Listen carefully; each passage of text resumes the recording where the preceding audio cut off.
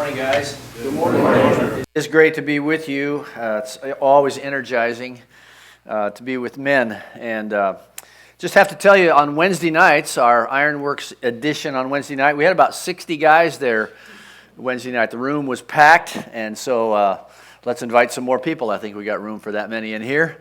And but it's great to see you here this morning. And it's good to be back. I've had my bout with COVID. Hopefully that's over.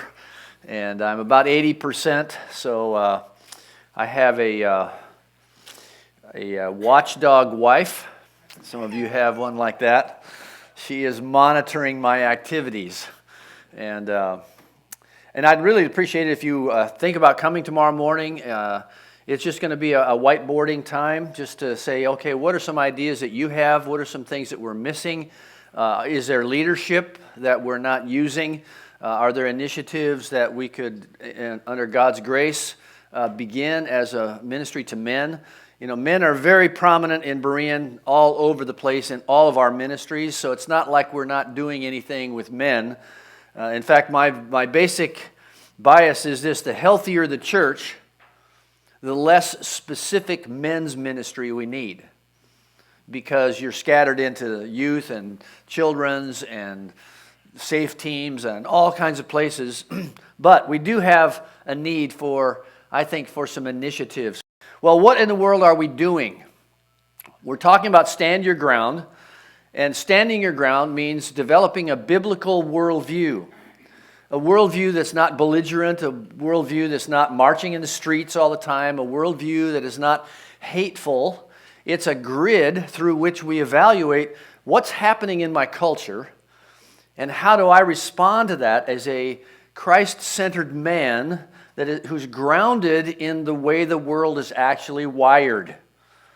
So the world is wired by a moral God who built a moral universe, and he said, here are 10 commandments that basically give you the things that never change.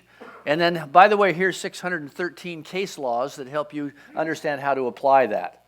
So we've been walking through that, and as Dave pointed out, you know, you can meander through these and look at different nuances, and we could actually take a lot longer than we have, believe it or not, to look at this. But we're looking at each one, and now we're on commandment number 8. It seems pretty simple and straightforward. You shall not steal. But some of our cities are becoming unlivable because this commandment is not only being violated, it's being ignored.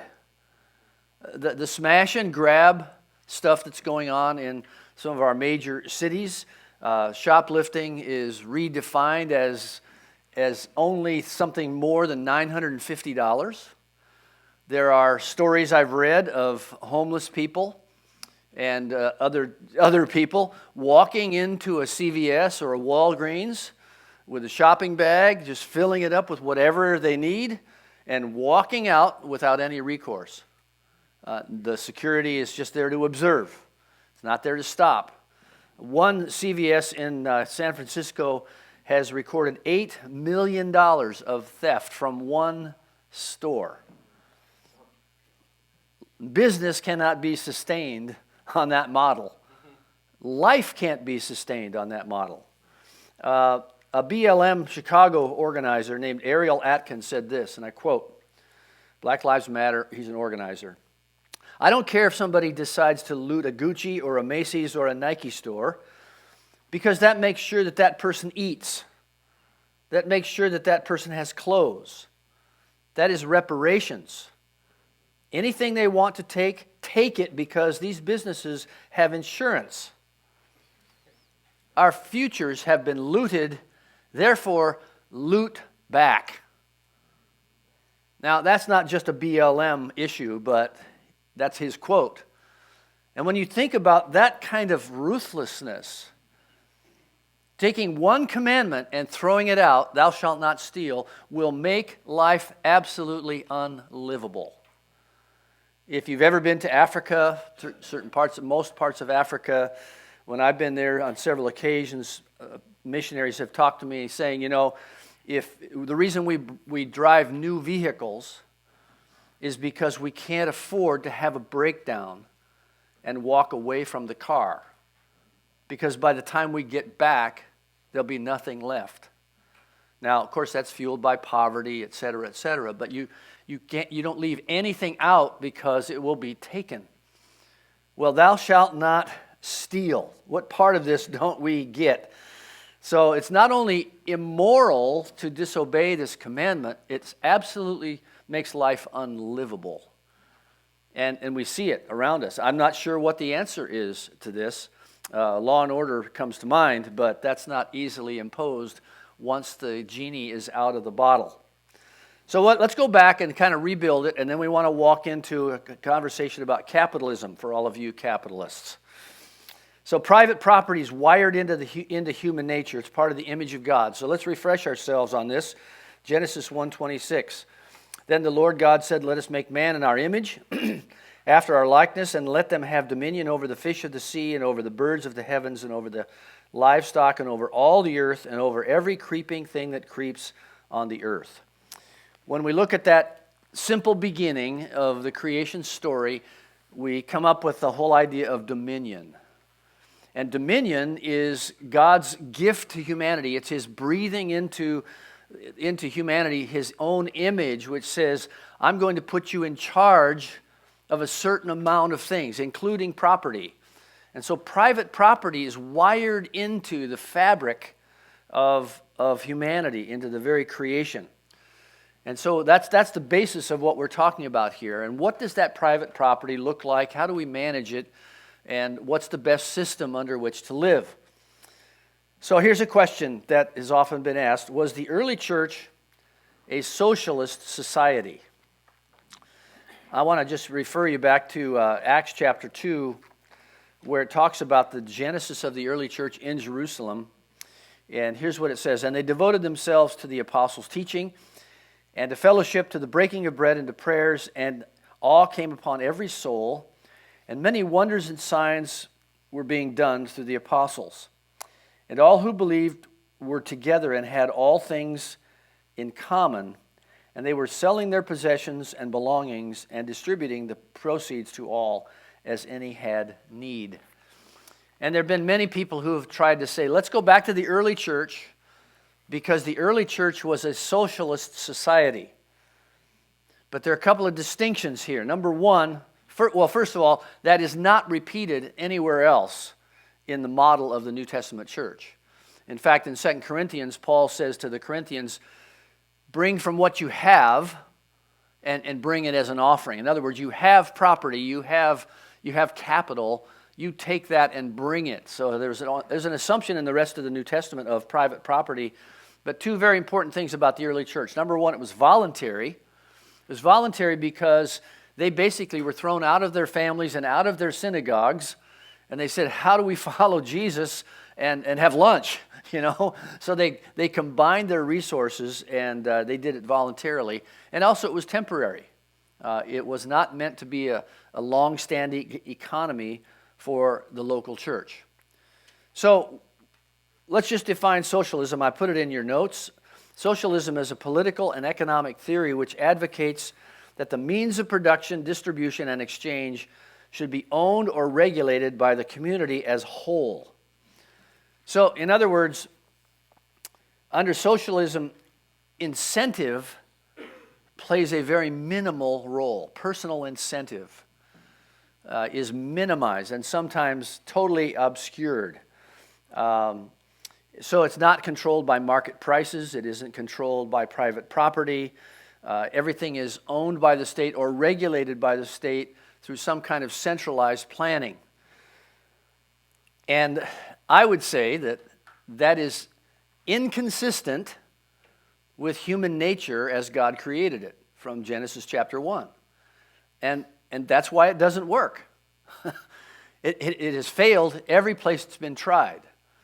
Now, I know that many people say, well, look at the Scandinavian countries and even some of the socialism that we have in our own country, but we still have a free market. They still have a free market.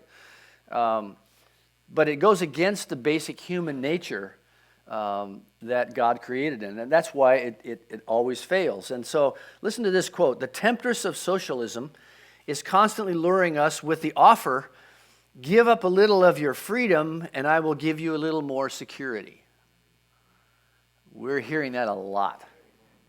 We're hearing it a lot. We're hearing a lot from the younger generation, which wants more with less responsibility. And I'm not trying to label anybody as evil, but that's basically where it's coming from. People who have forgotten the lessons of Cuba or Venezuela or North Korea or the Soviet Union, forgetting the lessons of history.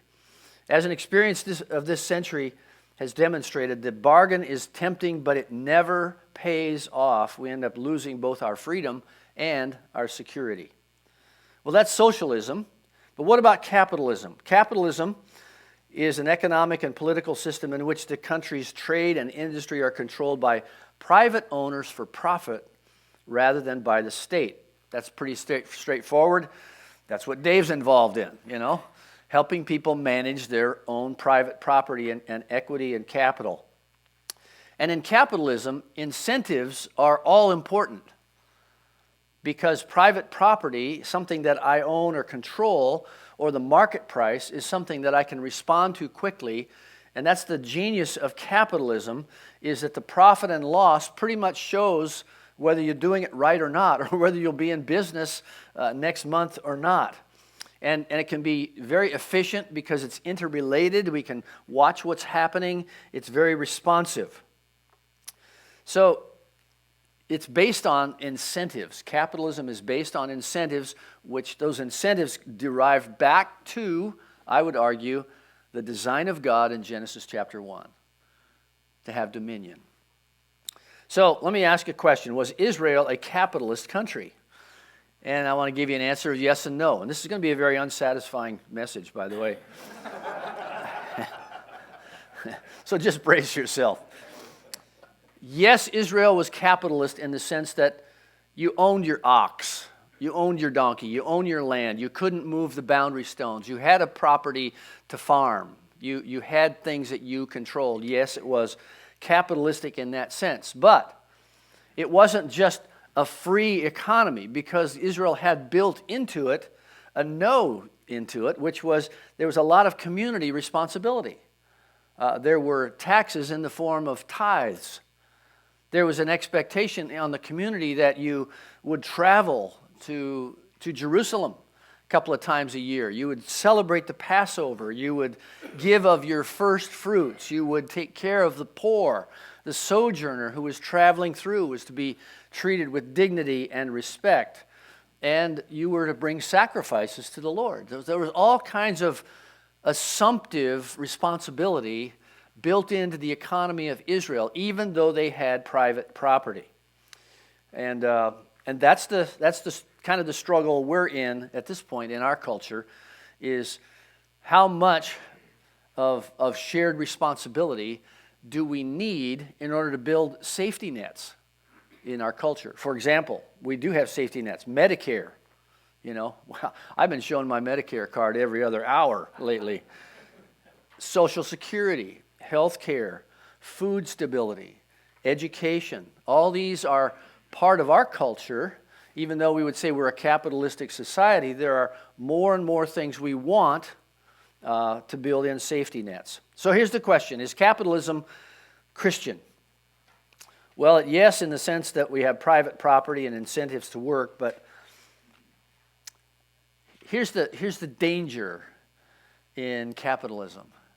And that is that no system is innocent of infection by sin.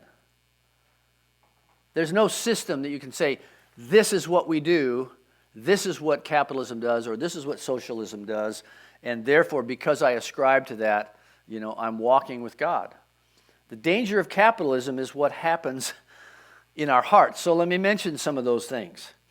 One of the dangers of capitalism, our particular brand, is that today you're going to see 3,000 different ads to tweak your hungers, your passions, your lusts, your envies, to get you to spend your money or spend your time on something. So there's a sense of perpetual discontent It says in Ecclesiastes, it's vanity of vanities, chasing after the wind. Even Solomon saw that. He could never get enough, and that's one of the dangers of capitalism.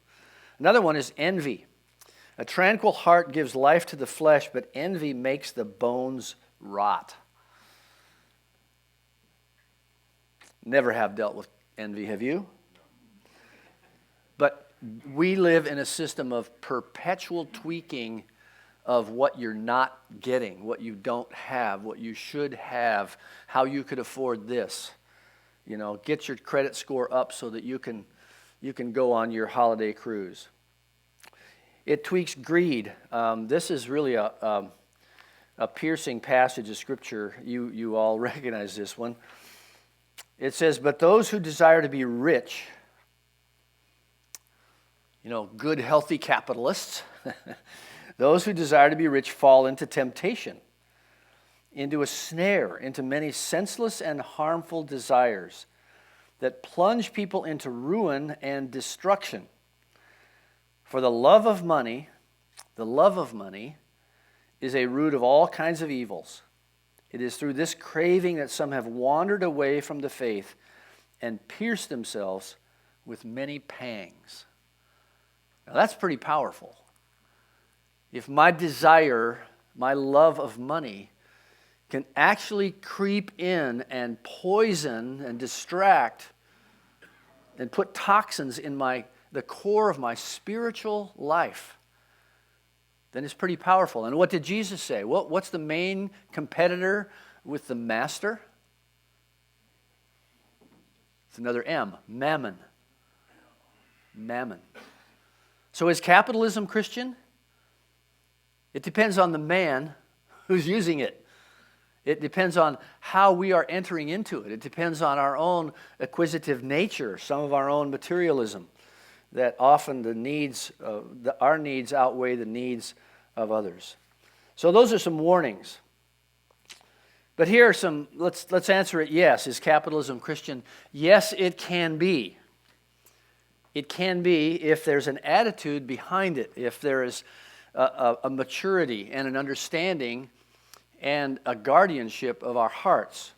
So let me just give you some of the things that are guardrails around our own variety of capitalism, wherever you are in your own economic life. The first one is gratitude, that we're to give thankfulness to God from the heart in all things, that to be thankful. Thankful the car started this morning. I'm thankful there's heat in the building. I'm thankful I'm walking.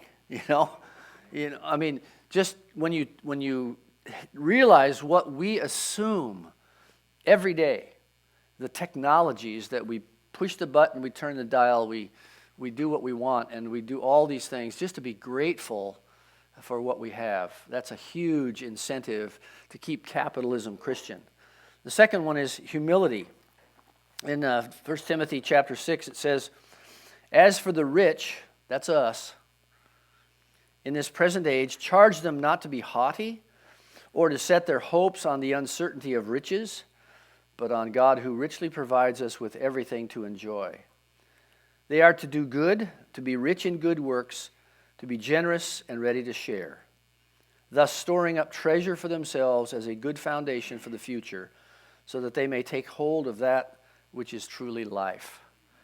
There's a whole exhale that he's talking about here, that what you have should be sown into the lives of other people.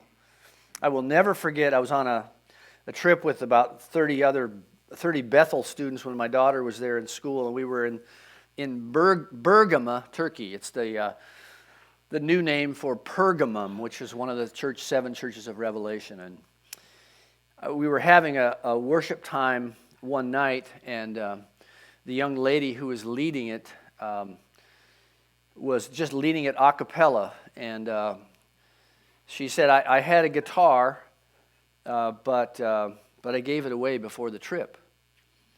And we said, well, you're a musician. Why did you give away your guitar? And I'll never forget her answer. She said, the kind of woman I want to be would give away her guitar. The kind of man I want to be would, you fill in the blank. Capitalism gives us tremendous opportunity to say, if I steward my life, if I look at all that I have, and I get past the whole idea of accumulation, and what's the magic number that I need, to retire? If I get past all that and look in humility, why has God given this to me? The kind of man I want to become would what? Give something away to someone else. To be satisfied. I think we all wrestle with simplicity. Many of us are trying to downsize. Don't look in my attic. I think I'll just burn down the house when it's time to go. It's going to be too much work. But the stuff that we have, I think we all wrestle with. When do I call enough enough? I'm full. I've had enough to eat. I'm full. I have enough in the bank. I'm full. I have enough in my retirement account. I'm full. I got enough stuff just to be satisfied. In 2 Corinthians chapter 8, which is a great passage on being generous, and it's a challenge to all of us, and you've heard this preached on many times, and I've certainly done that. It says this: "We want you to know, brothers, about the grace of God that was given among the churches of Macedonia. For in the severe test of affliction, their abundance of joy and their extreme poverty have overflowed in a wealth of generosity on their part." So it's not a matter of how much you have. It's a matter of the kind of man I would like to become would give this kind of gift. And the Macedonians were not rich, but they gave even out of their poverty. And they were generous almost to a fault. Paul almost had to say, listen, stop. That's enough. Let's have other people have an opportunity as well.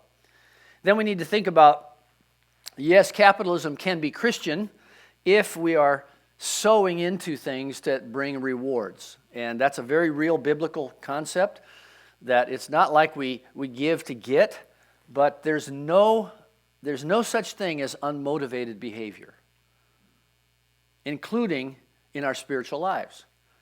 The reason we want to live in a sanctified, healthy, and grateful way is because God says, there are rewards that are coming. You might not see them in this life. You can't tally them up and expect a certain amount, but there are rewards to come and a crown to be given. And our life will be assessed. And it says in 1 Corinthians 3:13 that fire tests the sort of work each one has done. We all know of examples, maybe they're close to home, of people who seem to have it all. And then when you come to their memorial service, you come to their funeral, all people can talk about was, man, he had a great fishing boat. Or, he loved his sports, or he loved to eat, and maybe sometimes that's just a shallow reflection, but we've also been to memorial services where people have said, this man changed my life. He invested in me. And here's what really touches my heart: when grandchildren who are, in their teens or early 20s get up and talk about their grandpa, and they talk about a man who walked with Jesus, and a man who gave himself away, and a man who had so much to offer beyond his material abundance. That's the kind of life we want to live. So the question is capitalism Christian? And the answer is, it can be. Also, it can be the most evil, insidious, tempting system of economics that can ruin your life. So we can't baptize a system. We can only say, Lord, it's a tool. Help us use it for the kingdom. Help us use it for your glory. And help us to pry our fingers off those things that we just feel like we have to have and be able to give them away. Because we're a voluntary society too. Just like the early church in Jerusalem, we're here temporarily and we're given all these opportunities. I love the example of Barnabas. Remember Barnabas? He sold a field and he gave the proceeds so that the church could thrive. And that's a great example of somebody using the system of capitalism to bless the work that God is doing on the earth. So, this may seem a little bit heady, but I think it really comes down to my own personal economy and yours. How do I manage what I have? How do I steward it before God? How do I keep my attitude from being infected by the constant drone of temptation in our culture? And at the same time, how do I enjoy all good things that God has given? So that we can be free to enjoy them, but not let them possess us. So all you capitalists, let's have some discussion around the table. And let's not forget to talk also about how it affects our hearts. This is not just theory. We live with this with every credit card swipe and every paycheck. So let's talk around your tables, and we'll see where God takes us, all right?